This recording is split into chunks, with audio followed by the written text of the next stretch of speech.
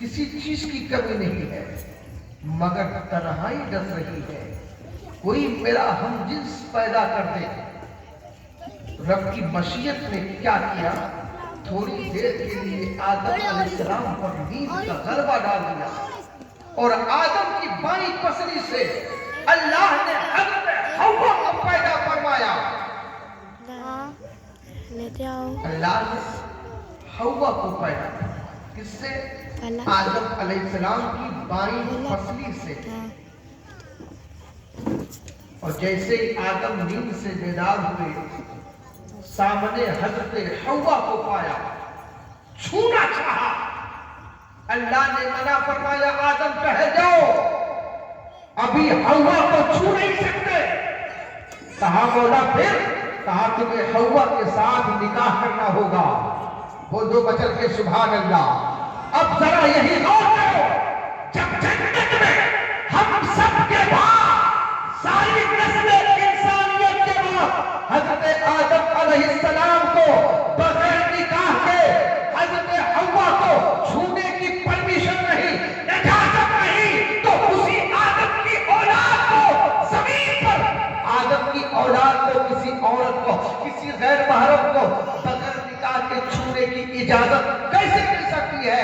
حضرات گرامی، جس طریقے سے قرآن کو چھونے کے لیے وضو ضروری ہے، نماز پڑھنے کے لیے وضو کا ہونا ضروری ہے، اسی طریقے سے کسی غیر محرم کو چھونے کے لیے اس کے ساتھ نکاح کا ہونا ضروری ہے۔ بغیر نکاح کے نہیں چھو سکتے۔ اللہ نے فرمایا آدم ٹہل جاؤ، اس کے ساتھ تمہیں نکاح کرنا ہوگا۔ بنایا میں نے اس کو تمہارے ہی لیے ہے، لیکن ابھی چھو نہیں سکتے۔ آدم علیہ السلام کہتے مولا جب بنایا ہے اس کو میرے لیے، تو پھر نکاح کرنا ہوگا۔ میں نکاح کرنے کے لیے تیار ہوں۔ اللہ نے فرشتوں کے انجمن میں فرشتوں کو گواہ بنا کر آدم اور حوا کا نکاح کرا دیا۔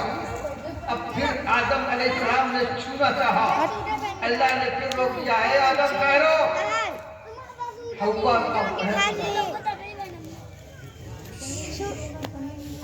حوا کا مہر ادا کرو۔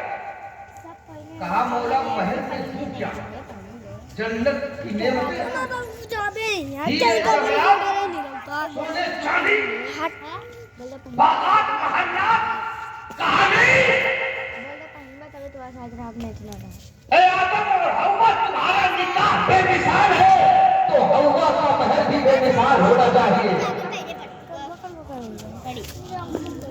جب نکاح بے مثال ہے تو مہر بھی بے مثال ہونا چاہیے۔ اللہ نے فرمایا آدم ایسا کرو، جس کے سب سے میں نے ساری کائنات بنائی، اس کو بنایا، سب کچھ بنایا، اسی میرے یار پر، اسی میرے حبیب پر، اسی میرے مصطفیٰ پر 10 مرتبہ درود و سلام پڑھ دو، حوا کا مہر ادا ہو جائے گا۔ حوا کا مہر ادا ہو جائے گا۔ اب ذرا غور کرو، بات سمجھ میں نہیں آئی۔ اگر اللہ کو مہر مکمل ہی کرتا تھا تو درود و سلام ہی کیوں؟ ساری نعمتیں تو جنت میں موجود تھیں، نہ ہیروں کی کمی تھی، نہ جواہرات کی کمی تھی، نہ سونے کی کمی تھی، نہ چاندی کی کمی تھی، نہ باغات کی کمی تھی، نہ محلات کی کمی تھی۔ آخر درود و سلام کیوں؟ وجہ یہ تھی، رب کی مشیت یہ چاہتی تھی کہ نسل انسانیت کی اصل میں درود و سلام کا نور ہو جائے۔ نسل انسانیت کی اصل میں درود و سلام کا دخول ہو جائے۔ اب بات سمجھ میں آ گئی۔ اللہ نے نسل انسانیت کی اصل میں درود و سلام کو داخل کر دیا، تو اب جب آدم کی اولاد مصطفیٰ کا نام سنتی ہے تو جو اولاد مچل کر کے درود و سلام پڑھتی ہے تو سمجھ جانا یہ اپنی اصل سے نہ ہٹی ہے،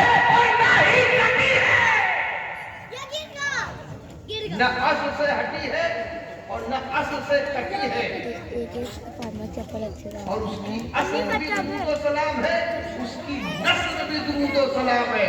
اور جو نبی پر درود پڑھنے سے چڑھے، اعتراض کرے، ناجائز و حرام کے فتوے لگائے، شرک و بدعت کہے، تو سمجھ جانا یہ اپنی اصل سے ہٹ بھی گیا ہے اور کٹ بھی گیا.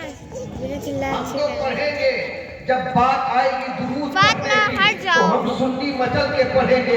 کعبے کے بدر تجا تم پہ کروڑوں درود، طیبہ کے شمس و ضحیٰ تم پہ کروڑوں درود، اور کوئی غیر کیا تم سے رہا ہو بھلا، جب نہ خدا ہی چھپا تم پہ کروڑوں درود. اور جب بات آئے گی سلام پڑھنے کی تو ہم سنی مچل کے پڑھیں گے. مصطفیٰ جان رحمت پہ لاکھوں سلام، شمع بزم ہدایت پہ لاکھوں سلام، شہریار کرم تاجدار حرم نوبہار شفاعت پہ لاکھوں. آدم 10 مرتبہ معراج پر حمد و سلام کرو، حوا کا مہر ادا ہو جائے. درود پڑھنا کس کا عمل ہے؟